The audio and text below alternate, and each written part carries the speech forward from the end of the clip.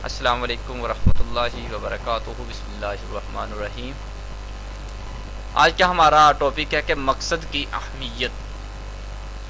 جو آپ کا ٹارگٹ ہے اس کی کیا اہمیت ہے، اس کے ٹارگٹ منتخب کرنے کے کیا فائدے ہیں۔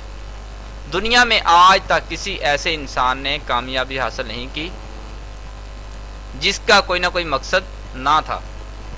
آئندہ بھی کوئی شخص اس وقت تک کامیاب نہیں ہو سکتا جب تک وہ اپنے مقصد کا تعین نہ کرے۔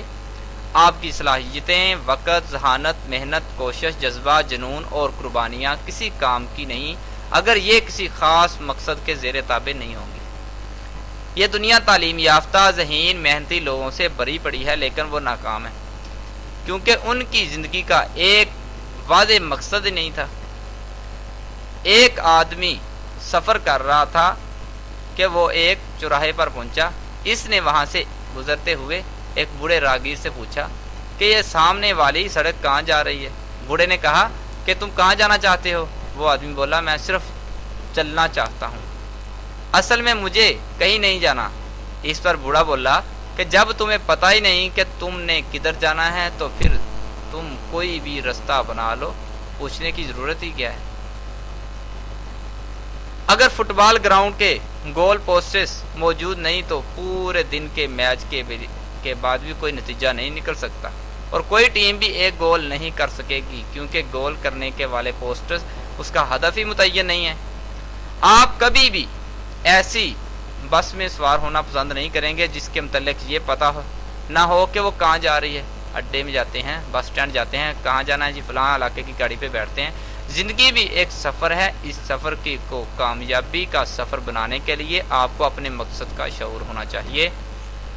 ماہرین کی ریسرچ کے مطابق دنیا کے 98% لوگوں کا کوئی واضح نصب العین نہیں ہے۔ وہ بے مقصد زندگی گزار رہے ہیں، اور یہی وہ لوگ ہیں جو ناکام ہوتے ہیں۔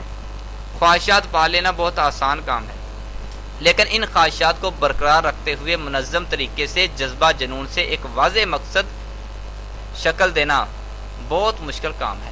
اس لیے خواہشات سب کے پاس ہوتی ہیں، لیکن مقصد کسی کسی کے پاس ہوتا ہے۔ آپ کا ذہین ہونا اتنی بڑی بات نہیں جتنا آپ کا بامقصد ہونا۔ آپ کی خوش قسمتی کی علامت ہے کہ آپ بامقصد انسان ہیں۔ عظیم ذہنوں میں خواب ہوتے ہیں، پس ذہنوں میں فقط خواہشات ہوتی ہیں۔ خواہش ایک بیج کی مانند ہے، جب تک اسے بویا نہ جائے یہ آپ کو فصل نہیں دے گی۔ دنیا کے کسی بینک میں خواہشات کیش نہیں کروائی جا سکتی، لیکن جب کسی کی خواہش جنون بن جاتی ہے تو وہی شخص بے شمار بینکوں کا مالک بھی بن جاتا ہے۔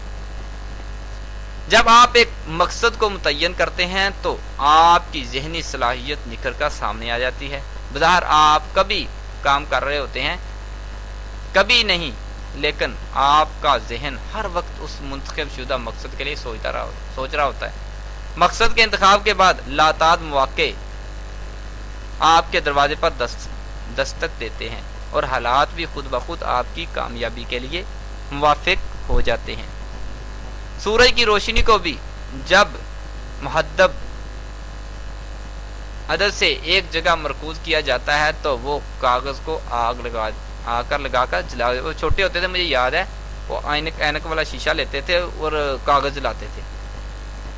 ذہن کی تمام صلاحیتیں، توانائیاں بھی جب کسی ایک مقصد کے زیر تابع ہوں، ارتکاز کی قوت حاصل کرتی ہیں تو آپ کو کامیابی بنا دیتی ہے۔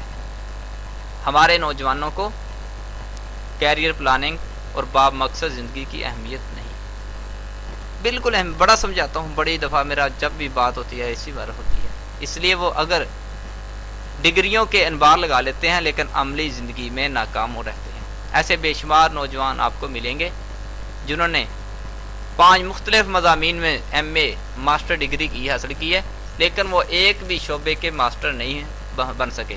اس لیے کامیابی اور خوشحالی ان کے مقدر میں نہیں آتی، اور وہ نوجوان جلدی کامیاب ہو جاتے ہیں جس نے ایک مخصوص مقصد کے تحت تعلیم مکمل کی ہو، ایک خاص شعبے کا ماہر ہو، بجائے اس کے کہ جس نے پورا انسائکلوپیڈیا حفظ کیا ہو اور ایک فکرہ بھی اس کے جذبہ عمل کا जुज ना बन सका।